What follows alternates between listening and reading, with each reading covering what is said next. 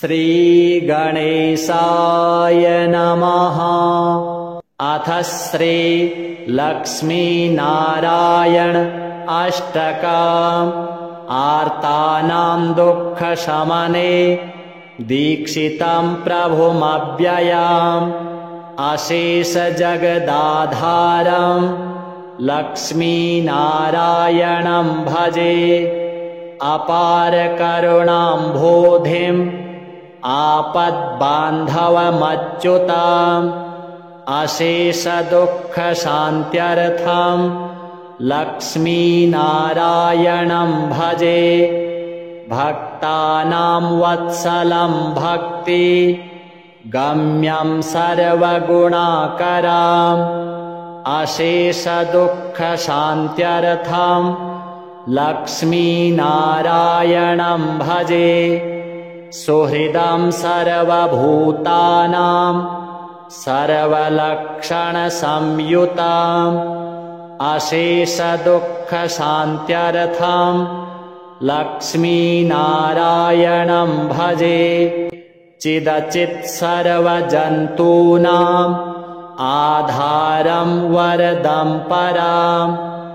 अशेषदुःखशान्त्यर्थं लक्ष्मीनारायणं भजे। शङ्खचक्रधरं देवं लोकनाथं दयानिधिम्। अशेषदुःखशान्त्यर्थं लक्ष्मीनारायणं भजे। पीताम्बरधरं विष्णुं विलसत्सूत्रशोभितम्। अशेषदुःखशान्त्यर्थं लक्ष्मीनारायणं भजे। हस्तेन दक्षिणेन यजम् अभयप्रदमक्षरम्। अशेषदुःखशान्त्यर्थं लक्ष्मीनारायणं भजे। यः पठेत् प्रातरुत्थाय लक्ष्मीनारायणाष्टकम् विमुक्तः सर्वपापेभ्यः विष्णुलोकं स गच्छति। श्रीलक्ष्मीनारायणार्पणमस्तु। आर्तानां दुःखशमने दीक्षितं प्रभुमव्ययम्। अशेषजगदाधारं लक्ष्मीनारायणं भजे।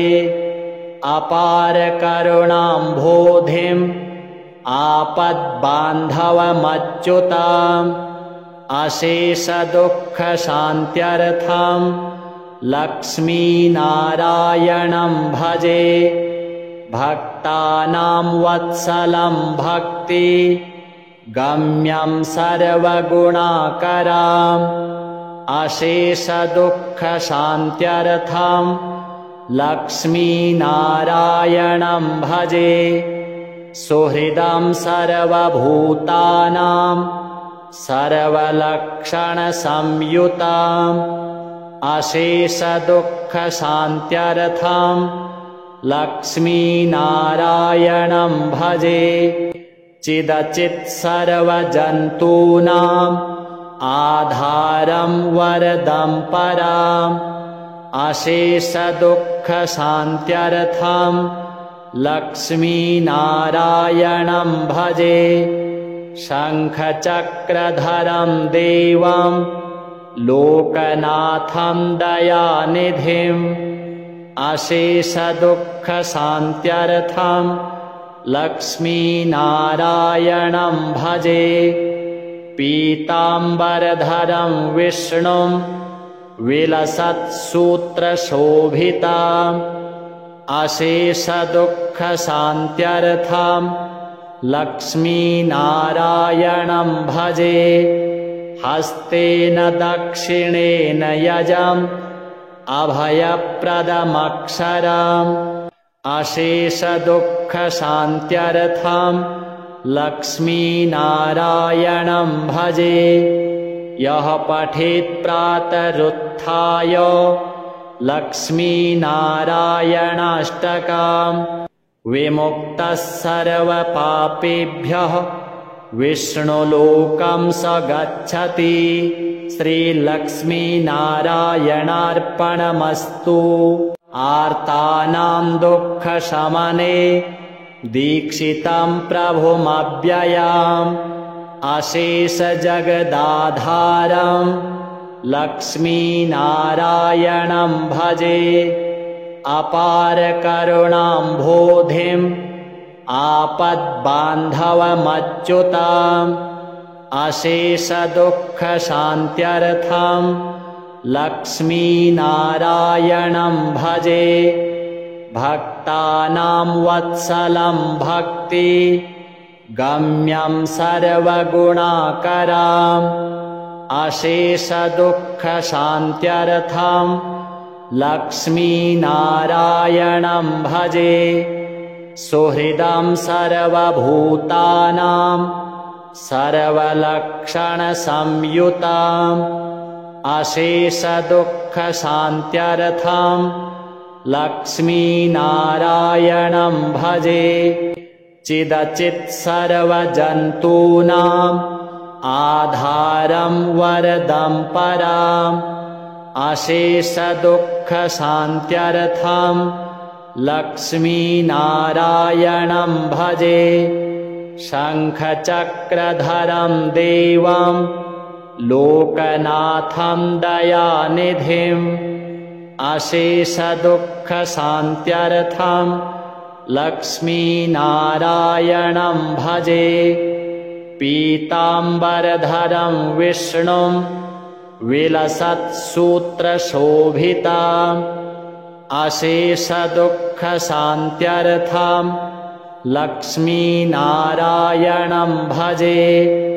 हस्तेन दक्षिणेन यजम् अभयप्रदमक्षरम् अशेषदुःखशान्त्यर्थं लक्ष्मीनारायणं भजे। यः पठेत् प्रातरुत्थाय लक्ष्मीनारायणाष्टकम् विमुक्तः सर्वपापेभ्यः विष्णुलोकं स गच्छति। श्रीलक्ष्मीनारायणार्पणमस्तु। आर्तानां दुःखशमने दीक्षितं प्रभुमव्ययम् अशेषजगदाधारं लक्ष्मीनारायणं भजे।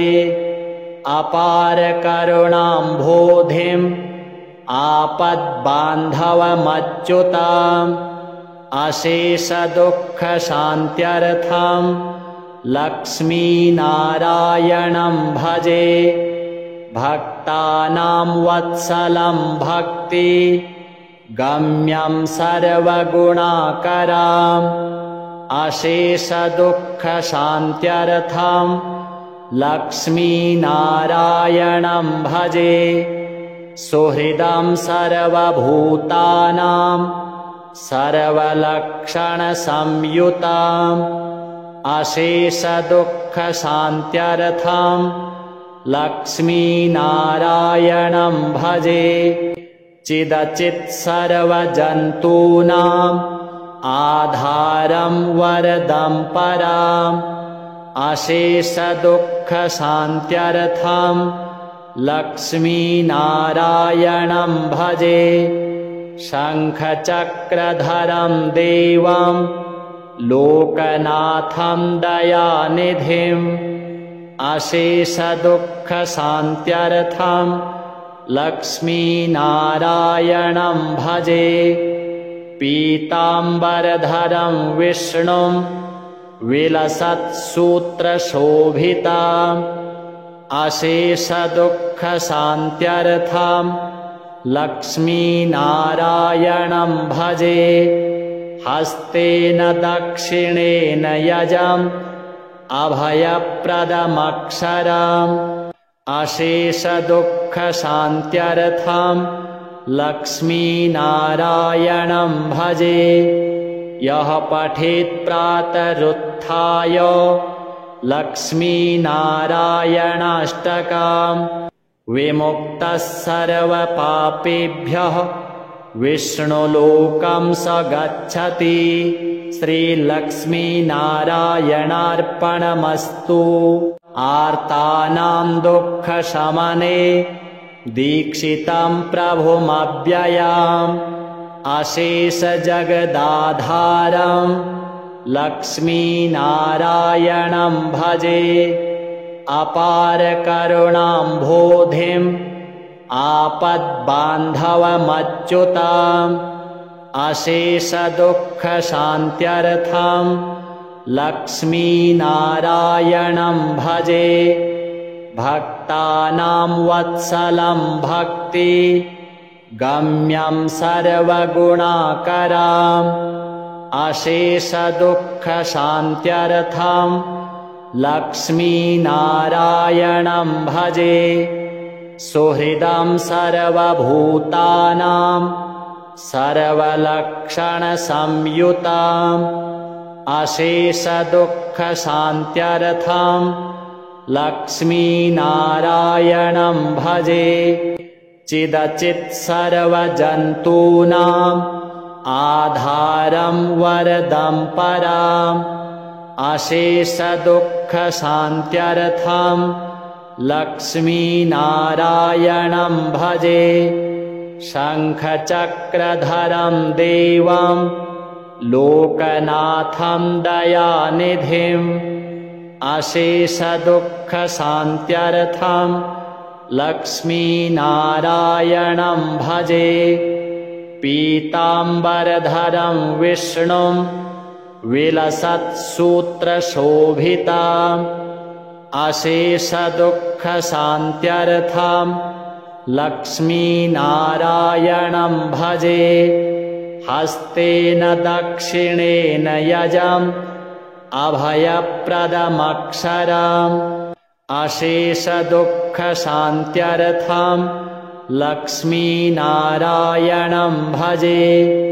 यः पठेत् प्रातरुत्थाय लक्ष्मीनारायणाष्टकम् विमुक्तः सर्वपापेभ्यः विष्णुलोकं स गच्छति। श्रीलक्ष्मीनारायणार्पणमस्तु। आर्तानां दुःखशमने दीक्षितं प्रभुमव्ययम् अशेषजगदाधारं लक्ष्मीनारायणं भजे।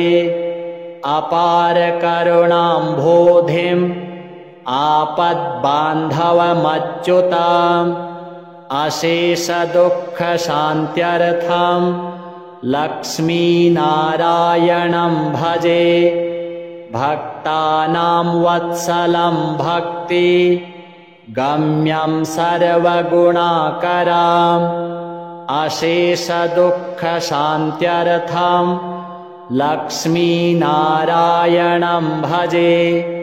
सुहृदं सर्वभूतानां सर्वलक्षणसंयुतम् अशेषदुःखशान्त्यर्थं लक्ष्मीनारायणं भजे।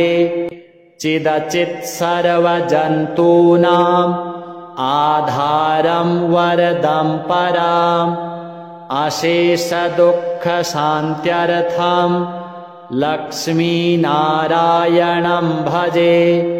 शङ्खचक्रधरं देवं लोकनाथं दयानिधिम् अशेषदुःखशान्त्यर्थं लक्ष्मीनारायणं भजे।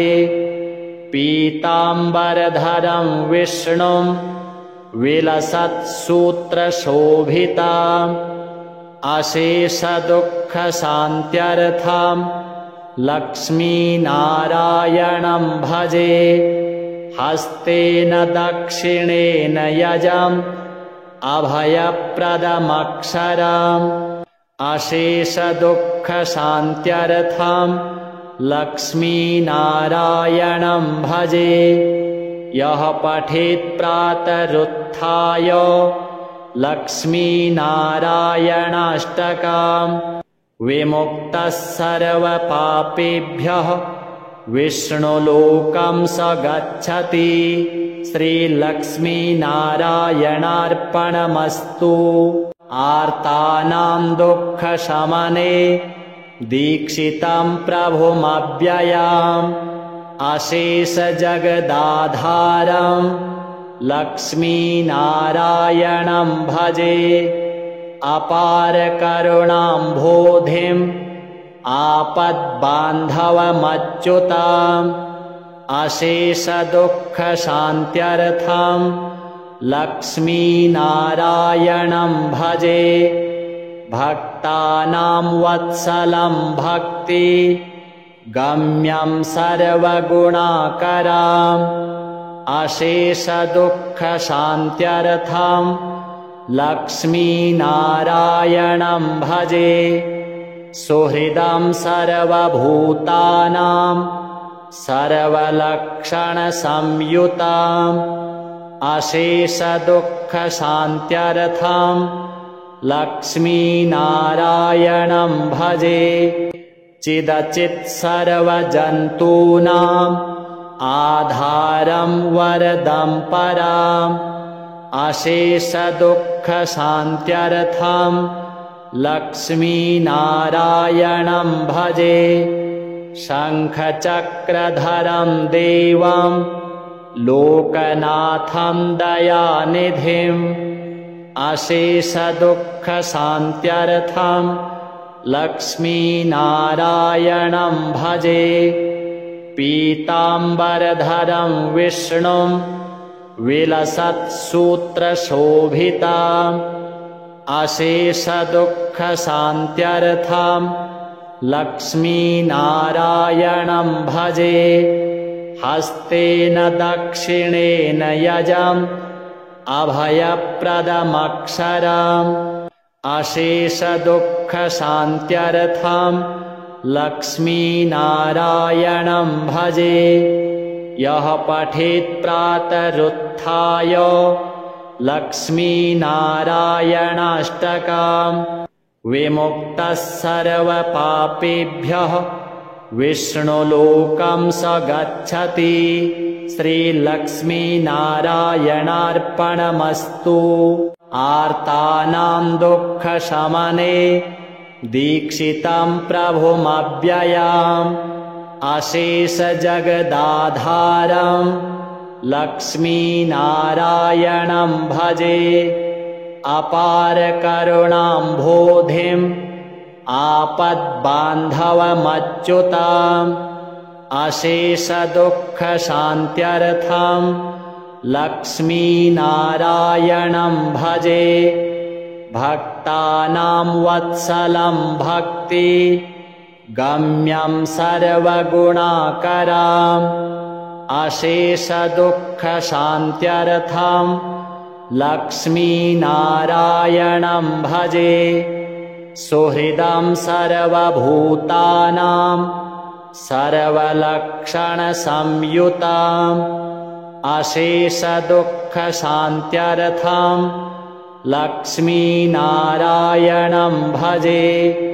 चिदचित् सर्वजन्तूनाम् आधारं वरदं पराम् अशेषदुःखशान्त्यर्थं लक्ष्मीनारायणं भजे। शङ्खचक्रधरं देवं लोकनाथं दयानिधिम् अशेषदुःखशान्त्यर्थं लक्ष्मीनारायणं भजे।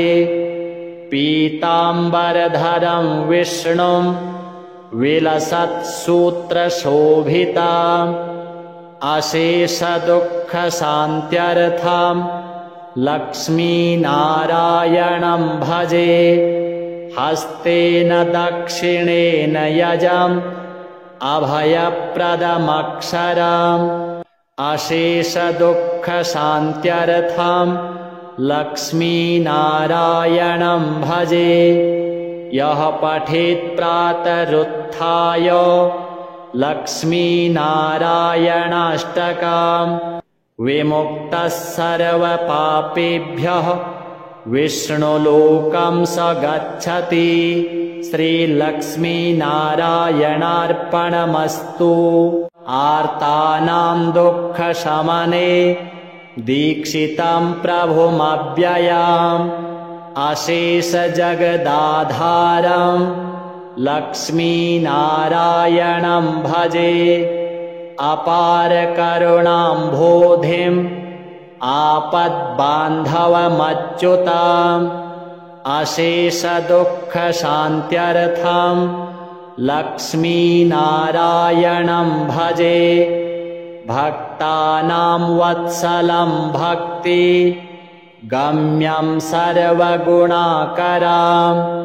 अशेषदुःखशान्त्यर्थं लक्ष्मीनारायणं भजे। सुहृदं सर्वभूतानां सर्वलक्षणसंयुताम् अशेषदुःखशान्त्यर्थं लक्ष्मीनारायणं भजे।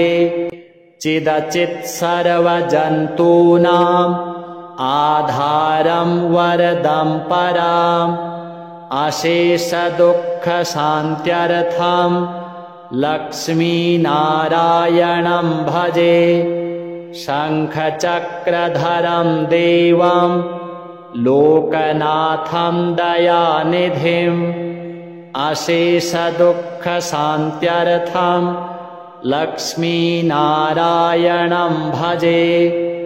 पीताम्बरधरं विष्णुं विलसत्सूत्रशोभिताम् अशेषदुःखशान्त्यर्थं लक्ष्मीनारायणं भजे। हस्तेन दक्षिणेन यजम् अभयप्रदमक्षरम् अशेषदुःखशान्त्यर्थं लक्ष्मीनारायणं भजे। यः पठेत् प्रातरुत्थाय लक्ष्मीनारायणाष्टकम् विमुक्तः सर्वपापेभ्यः विष्णुलोकं स गच्छति। श्रीलक्ष्मीनारायणार्पणमस्तु। आर्तानां दुःखशमने दीक्षितं प्रभुमव्ययम् अशेषजगदाधारं लक्ष्मीनारायणं भजे। अपारकरुणाम्भोधिम् आपद्बान्धवमच्युताम् अशेषदुःखशान्त्यर्थं लक्ष्मीनारायणं भजे। भक्तानां वत्सलं भक्ति गम्यं सर्वगुणाकरम् अशेषदुःखशान्त्यर्थं लक्ष्मीनारायणं भजे। सुहृदं सर्वभूतानां सर्वलक्षणसंयुताम् अशेषदुःखशान्त्यर्थं लक्ष्मीनारायणं भजे।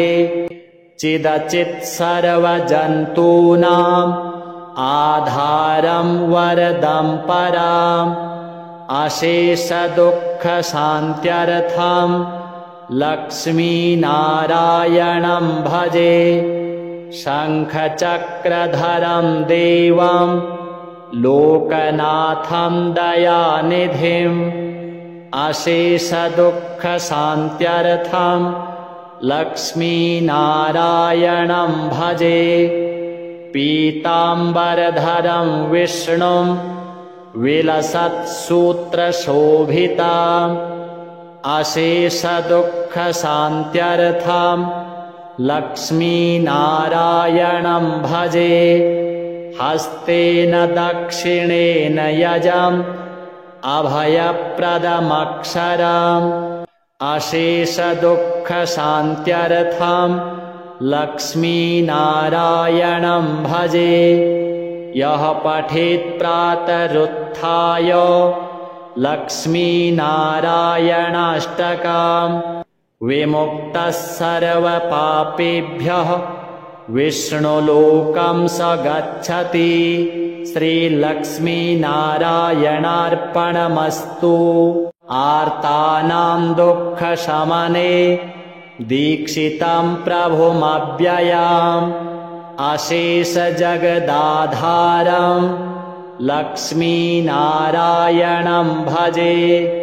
अपारकरुणाम्भोधिम् आपद्बान्धवमच्युताम् अशेषदुःखशान्त्यर्थं लक्ष्मीनारायणं भजे।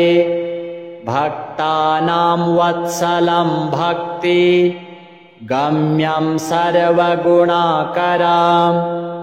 अशेषदुःखशान्त्यर्थं लक्ष्मीनारायणं भजे।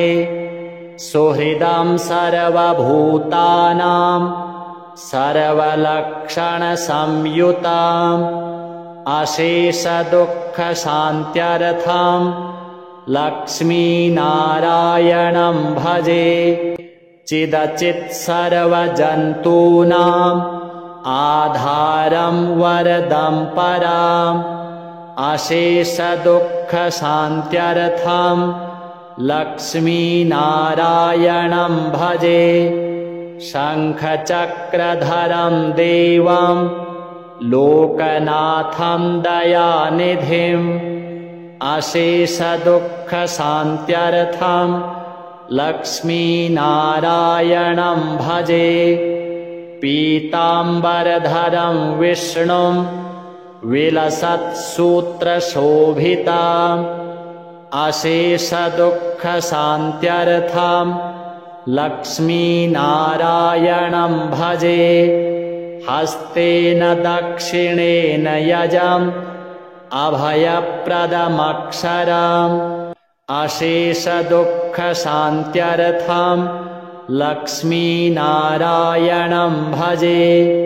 यः पठेत् प्रातरुत्थाय लक्ष्मीनारायणाष्टकम् विमुक्तः सर्वपापेभ्यः विष्णुलोकं स गच्छति। श्रीलक्ष्मीनारायणार्पणमस्तु। आर्तानां दुःखशमने दीक्षितं प्रभुमव्ययम् अशेषजगदाधारं लक्ष्मीनारायणं भजे। अपारकरुणाम्भोधिम् आपद्बान्धवमच्युताम् अशेषदुःखशान्त्यर्थं लक्ष्मीनारायणं भजे। भक्तानां वत्सलं भक्ति गम्यं सर्वगुणाकरम् अशेषदुःखशान्त्यर्थं लक्ष्मीनारायणं भजे। सुहृदं सर्वभूतानां सर्वलक्षणसंयुताम् अशेषदुःखशान्त्यर्थं लक्ष्मीनारायणं भजे। चिदचित् सर्वजन्तूनाम् आधारं वरदं पराम् अशेषदुःखशान्त्यर्थं लक्ष्मीनारायणं भजे। शङ्खचक्रधरं देवं लोकनाथं दयानिधिम् अशेषदुःखशान्त्यर्थं लक्ष्मीनारायणं भजे। पीताम्बरधरं विष्णुं विलसत्सूत्रशोभिताम् अशेषदुःखशान्त्यर्थं लक्ष्मीनारायणं भजे। हस्तेन दक्षिणेन यजम् अभयप्रदमक्षरम् अशेषदुःखशान्त्यर्थं लक्ष्मीनारायणं भजे। यः पठेत् प्रातरुत्थाय लक्ष्मीनारायणाष्टकम् विमुक्तः सर्वपापेभ्यः विष्णुलोकं स गच्छति। श्रीलक्ष्मीनारायणार्पणमस्तु। आर्तानां दुःखशमने दीक्षितं प्रभुमव्ययम् अशेषजगदाधारं लक्ष्मीनारायणं भजे।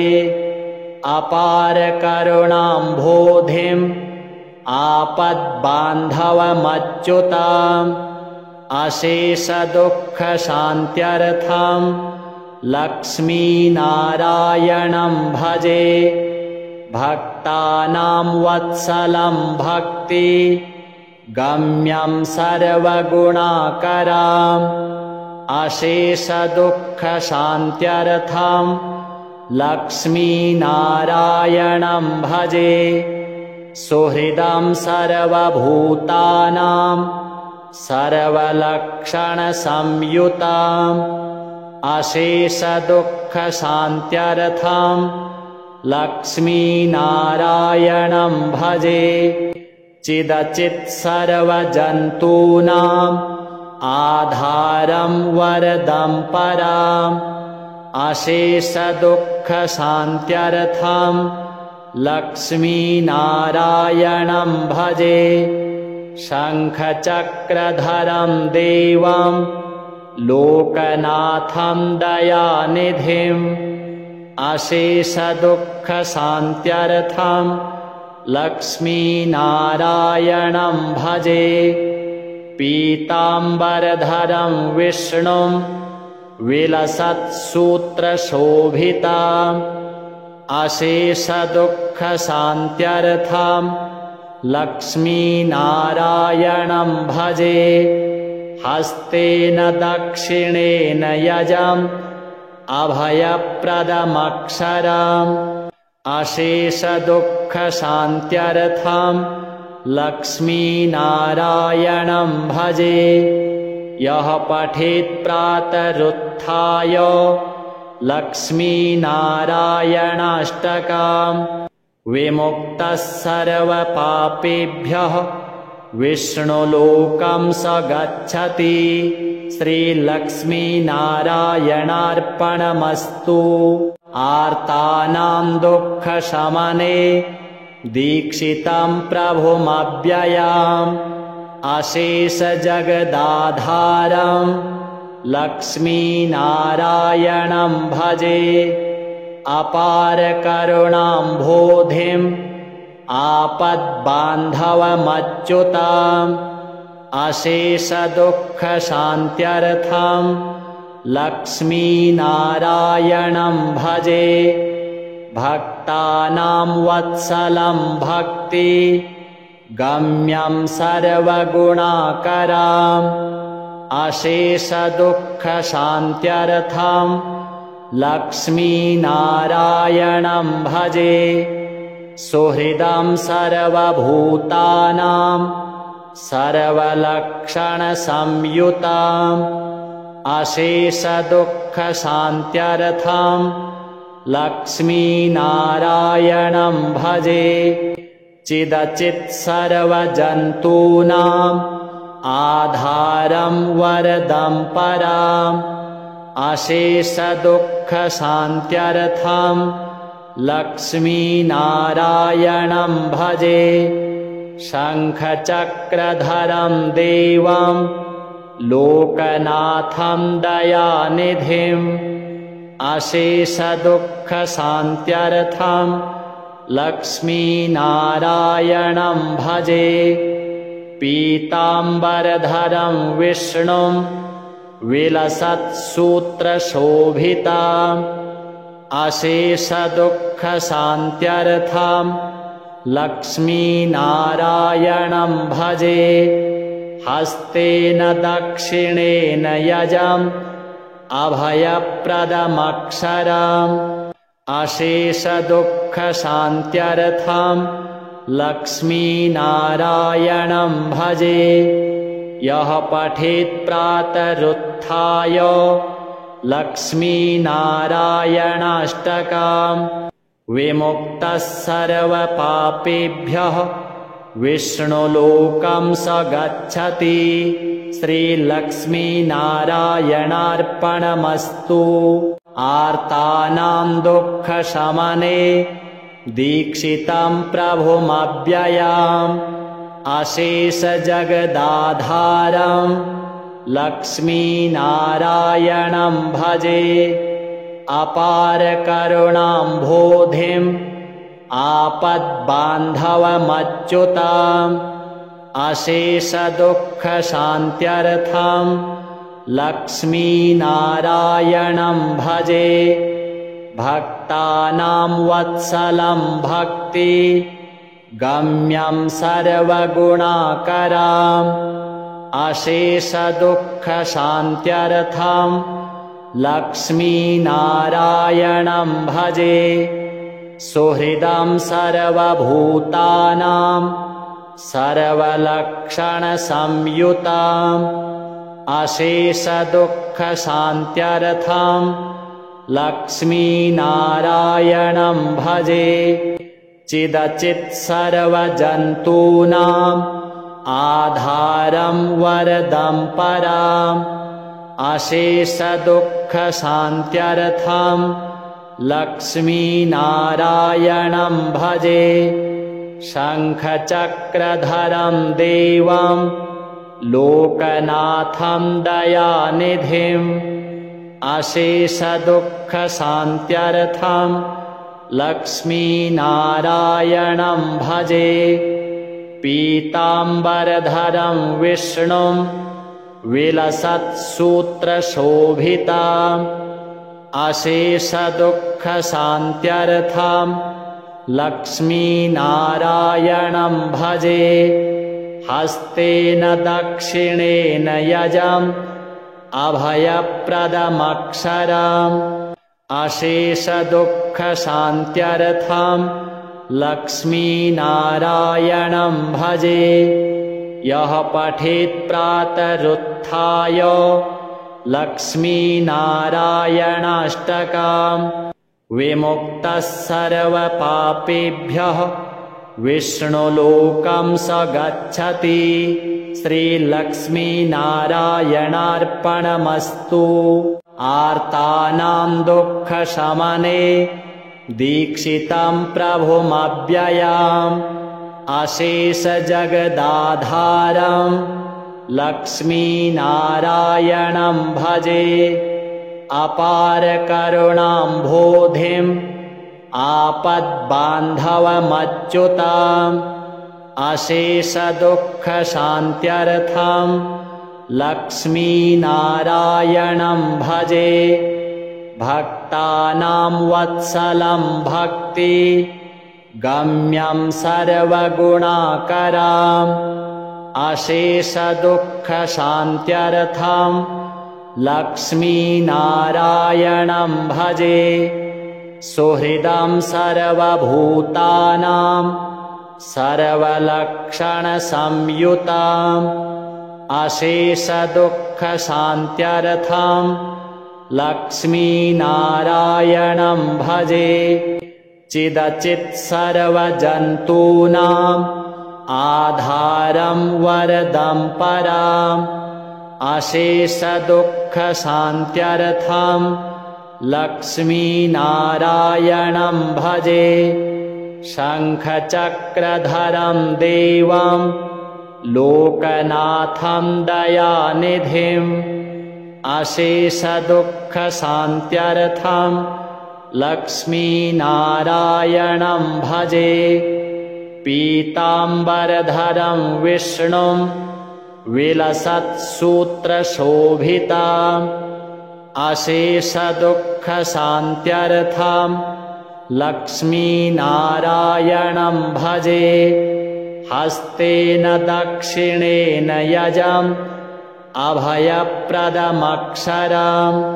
अशेषदुःखशान्त्यर्थं लक्ष्मीनारायणं भजे। यः पठेत् प्रातरुत्थाय लक्ष्मीनारायणाष्टकम् विमुक्तः सर्वपापेभ्यः विष्णुलोकं स गच्छति। श्रीलक्ष्मीनारायणार्पणमस्तु। आर्तानां दुःखशमने दीक्षितं प्रभुमव्ययम् अशेषजगदाधारं लक्ष्मीनारायणं भजे।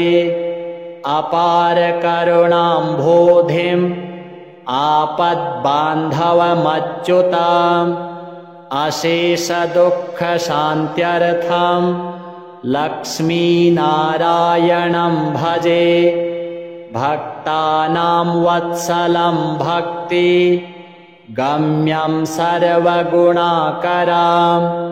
अशेषदुःखशान्त्यर्थं लक्ष्मीनारायणं भजे। सुहृदं सर्वभूतानां सर्वलक्षणसंयुताम् अशेषदुःखशान्त्यर्थं लक्ष्मीनारायणं भजे। चिदचित् सर्वजन्तूनाम् आधारं वरदं पराम् अशेषदुःखशान्त्यर्थं लक्ष्मीनारायणं भजे। शङ्खचक्रधरं देवं लोकनाथं दयानिधिम् अशेषदुःखशान्त्यर्थं लक्ष्मीनारायणं भजे। पीताम्बरधरं विष्णुं विलसत्सूत्रशोभिताम् अशेषदुःखशान्त्यर्थं लक्ष्मीनारायणं भजे। हस्तेन दक्षिणेन यजम् अभयप्रदमक्षरम् अशेषदुःखशान्त्यर्थं लक्ष्मीनारायणं भजे। यः पठेत् प्रातरुत्थाय लक्ष्मीनारायणाष्टकम् विमुक्तः सर्वपापेभ्यः विष्णुलोकं स गच्छति। श्रीलक्ष्मीनारायणार्पणमस्तु। आर्तानां दुःखशमने दीक्षितं प्रभुमव्ययम् अशेषजगदाधारं लक्ष्मीनारायणं भजे। अपारकरुणाम्भोधिम् आपद्बान्धवमच्युताम् अशेषदुःखशान्त्यर्थं लक्ष्मीनारायणं भजे। भक्तानां वत्सलं भक्ति गम्यं सर्वगुणाकरम् अशेषदुःखशान्त्यर्थं लक्ष्मीनारायणं भजे। सुहृदं सर्वभूतानां सर्वलक्षणसंयुताम् अशेषदुःखशान्त्यर्थं लक्ष्मीनारायणं भजे। चिदचित् सर्वजन्तूनाम् आधारं वरदं पराम् अशेषदुःखशान्त्यर्थं लक्ष्मीनारायणं भजे। शङ्खचक्रधरं देवं लोकनाथं दयानिधिम् अशेषदुःखशान्त्यर्थं लक्ष्मीनारायणं भजे। पीताम्बरधरं विष्णुं विलसत्सूत्रशोभिताम् अशेषदुःखशान्त्यर्थं लक्ष्मीनारायणं भजे। हस्तेन दक्षिणेन यजम् अभयप्रदमक्षरम्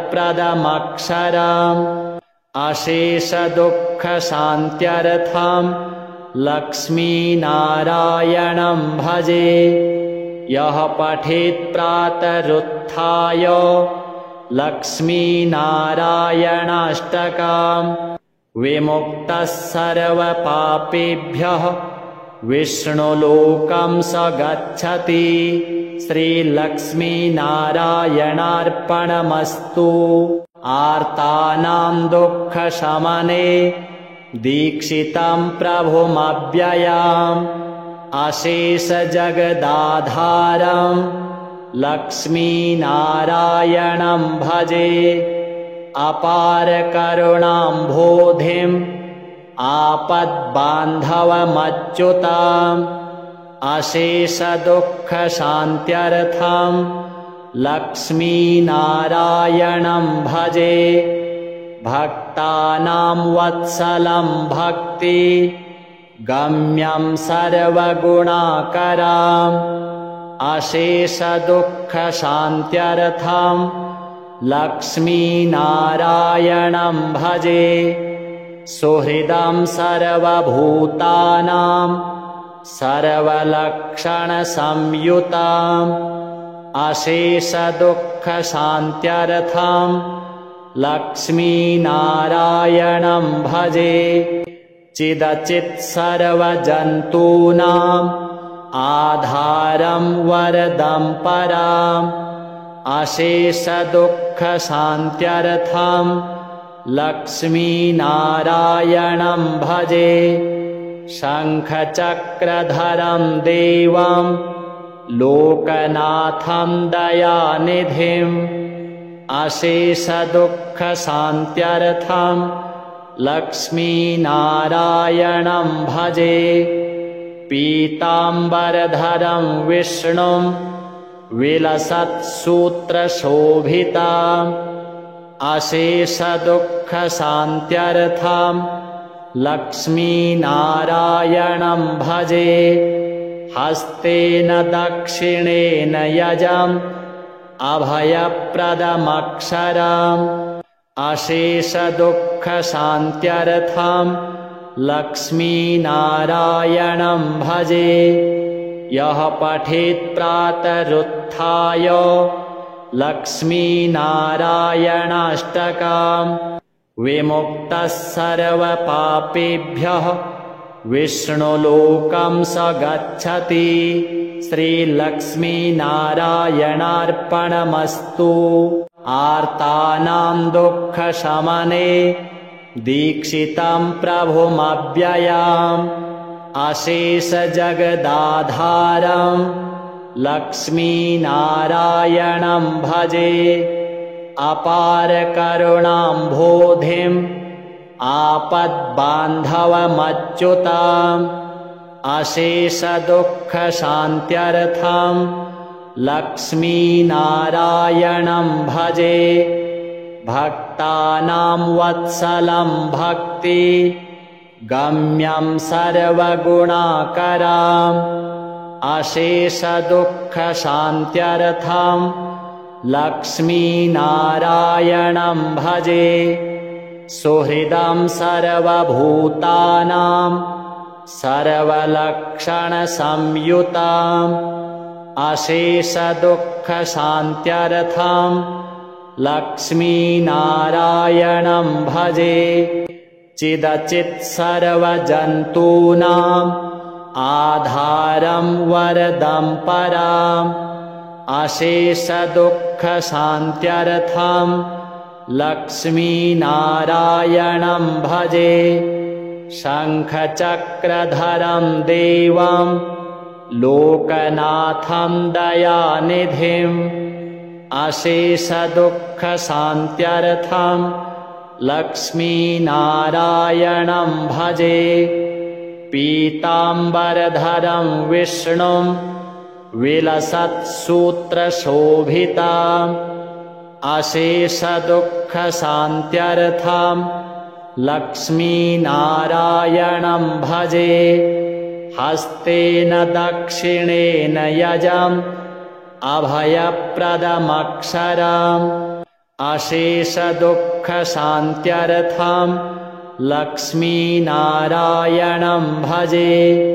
यः पठेत् प्रातरुत्थाय लक्ष्मीनारायणाष्टकम् विमुक्तः सर्वपापेभ्यः विष्णुलोकं स गच्छति। श्रीलक्ष्मीनारायणार्पणमस्तु। आर्तानां दुःखशमने दीक्षितं प्रभुमव्ययम् अशेषजगदाधारं लक्ष्मीनारायणं भजे। अपारकरुणाम्भोधिम् आपद्बान्धवमच्युताम् अशेषदुःखशान्त्यर्थं लक्ष्मीनारायणं भजे। भक्तानां वत्सलं भक्ति गम्यं सर्वगुणाकरम् अशेषदुःखशान्त्यर्थं लक्ष्मीनारायणं भजे। सुहृदं सर्वभूतानां सर्वलक्षणसंयुताम् अशेषदुःखशान्त्यर्थं लक्ष्मीनारायणं भजे। चिदचित् सर्वजन्तूनाम् आधारं वरदं पराम् अशेषदुःखशान्त्यर्थं लक्ष्मीनारायणं भजे। शङ्खचक्रधरं देवं लोकनाथं दयानिधिम् अशेषदुःखशान्त्यर्थं लक्ष्मीनारायणं भजे। पीताम्बरधरं विष्णुं विलसत्सूत्रशोभिताम् अशेषदुःखशान्त्यर्थं लक्ष्मीनारायणं भजे। हस्तेन दक्षिणेन यजम् अभयप्रदमक्षरम् अशेषदुःखशान्त्यर्थं लक्ष्मीनारायणं भजे। यः पठेत् प्रातरुत्थाय लक्ष्मीनारायणाष्टकम् विमुक्तः सर्वपापेभ्यः विष्णुलोकं स गच्छति। श्रीलक्ष्मीनारायणार्पणमस्तु।